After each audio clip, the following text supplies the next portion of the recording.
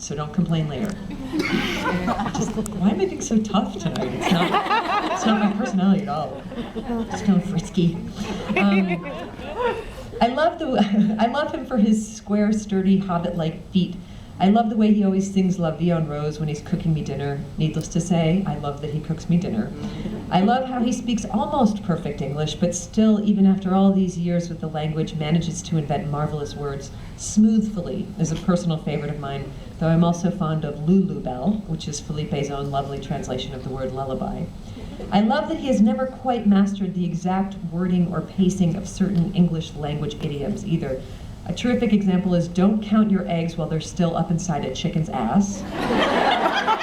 Though I'm also a big fan of nobody sings till the fat lady sings. I love that Felipe can never, not for the life of him, keep straight the names of American celebrities like George Cruz and Tom Pitt. I love him and therefore I wanted to protect him. I didn't want to skip any steps of preparation for marriage or leave anything resolved that might reemerge later to harm us.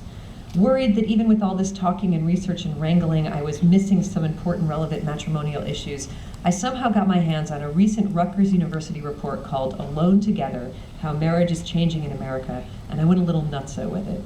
This massive tome carefully sorts through the results of a 20-year survey on matrimony in America, the most extensive such study ever produced, and I pored over the thing like it was the I Ching, fretting over charts about marital resilience, searching for the faces of Felipe and me hidden within columns of comparable variance scales.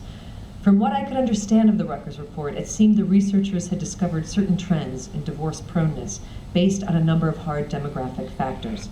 There is, for instance, that business of the famous 50% divorce rate in America.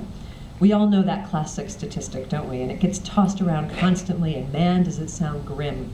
As the anthropologist Lionel Tiger wrote trenchantly on this topic, it is astonishing that under the circumstances, marriage is still legally allowed. If nearly half of everything else in this country ended so disastrously, the government would ban it forever. If half the tacos served in restaurants caused dysentery, if half the people learning karate broke their palms, if even only 6% of people who went on roller coaster rides damaged their middle ears, the public would be clamoring for action. Yet marriage and divorce, this most intimate of disasters, is allowed to happen again and again.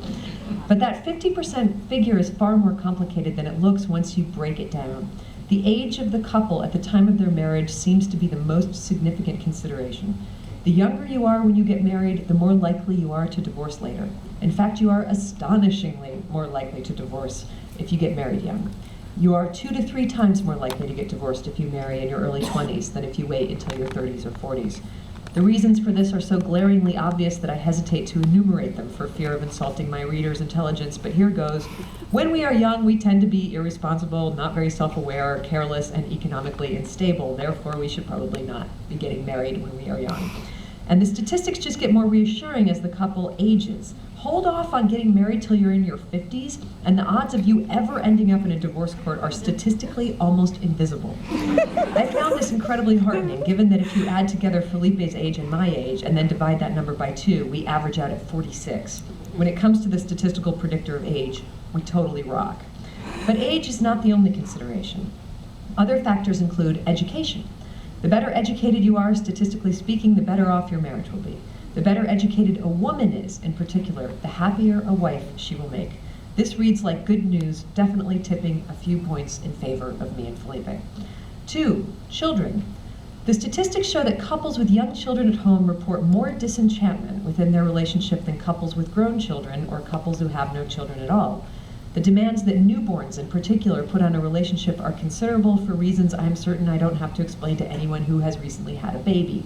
Older, educated, and babyless, Felipe and I were running some really good odds here, at least according to the bookies at Rutgers. 3, cohabitation. Here the tide began to turn against us. It appears that people who live together before marriage have slightly higher divorce rates than those who wait until marriage to cohabit. Whatever the reason for it, strike 1 against Felipe and Liz. 4, heterogamy. This factor depressed me enormously, but here goes. The less similar you and your partner are in terms of race, age, religion, ethnicity, cultural background, and career, the more likely, slightly, you are to someday divorce.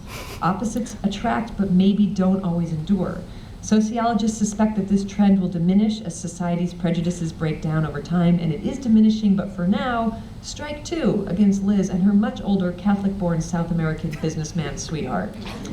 5, social integration. The more tightly woven a couple is within a community of friends and family, the stronger their marriage will be. The fact that Americans today are less likely to know their neighbors or live near kin has had a seriously destabilizing effect on the institution. Strike 3 against Felipe and Liz, who were, at the time of Liz's reading this report, living all alone in a $10 hotel room in the north of Laos. 6, religiousness. The more religious a couple is, the more likely they are to stay married, although faith offers only a tiny edge. Born-again Christians in America have a divorce rate that's only 2% lower than their godless neighbors. Perhaps because Bible Belt couples are getting married too young? I don't know. I'm not sure where this question of religion leaves me and my intended. If you blend together Felipe's and my personal views on divinity, they comprise a philosophy one might call vaguely spiritual. As Felipe explains, one of us is spiritual, the other merely vague. The Rutgers report offers no particular data about the marital resistance statistics within the ranks of the vaguely spiritual, so we're just going to call this one a wash. 7, gender fairness. Here's a juicy one. Marriages based on a traditional restrictive sense about a woman's place in the home tend to be less strong, less happy, and less enduring than marriages where the man and woman regard each other as equals and where the husband participates in more traditionally female, thankless household chores. All I can say on this matter is that I once overheard Felipe telling a house guest that he has always believed a woman's place is in the kitchen, sitting in a comfortable chair, with her feet up, drinking a glass of wine, watching her husband cook dinner. I think I should get a few bonus points in there. I could go on, but I did start after a while to go cross-eyed and crazy with all these bits of data. I even went so far one night as to sit down with the Rutgers report and try to concoct a template for the least possible divorce-prone couple in the United States. And Lord have mercy, I came up with such a Frankensteinian duo. First, you must find yourself two people of the same race, age, religion, cultural background, and intellectual level whose parents had never divorced. Make sure these two people wait until they are about 45 years old before you allow them to marry, without letting them live together first. Ensure that they both fervently believe in God and that they utterly embrace family values, but forbid them to have children. Also, the husband must warmly embrace the precepts of feminism, even as a born-again Christian. Make them live in the same town as their families and see to it that they spend many happy hours bowling and playing cards with their neighbors, that is, when they're not out in the world succeeding at the fabulous careers that they each launched on account of their wonderful higher educations. Who are these people? And what was I doing steaming away in a hot Laotian hotel room, poring over statistical studies, trying to concoct a perfect American marriage? My obsession was beginning to remind me of a scene I witnessed one fine summer's day on Cape Cod when I was out for a walk with my friend Becky. We watched as a young mother took her son out on a bicycle ride. The poor kid was decked out in protective gear from head to toe, helmet, knee pads, wrist braces, training wheels, orange warning flags, and a reflective vest. Moreover, the mother literally had the child's bicycle on a tether as she ran frantically after him, making sure he would never be out of her reach, not even for a moment. My friend Becky took in this scene, sighed, and said, "I got news for that lady. Someday that kid's gonna get bit by a tick." The emergency that gets you in the end is the one you didn't prepare for. Nobody sings, in other words, till the fat lady sings. But still, can't we try to minimize our dangers? Unsure how to walk that line, I just kept stumbling through my premarital preparations, trying to cover every base, trying to foresee every imaginable possibility. And the last and most important thing I wanted to do, out of a fierce impulse toward honesty, was to make sure that Felipe knew what he was getting and getting into with me. I desperately did not want to sell this man a bill of goods or offer up some idealized, seductive performance of myself.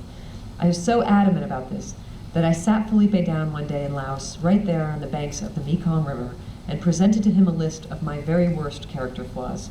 Call it a prenuptial informed consent release. And here's what I came up with as my most deplorable faults, or at least once I had painstakingly narrowed them down to the top 5. 1, I think very highly of my own opinion. I generally believe that I know best how everyone in the world should be living their lives, and you, most of all, will be the victim of this. 2, I require an amount of devotional attention that might have made Marie Antoinette blush. 3, I have far more enthusiasm for life than I have actual energy, In my excitement, I routinely take on more than I can physically or emotionally handle, which causes me to break down in predictable displays of dramatic exhaustion. You will be the one burdened with the job of mopping me up every time I have overextended myself and fallen apart.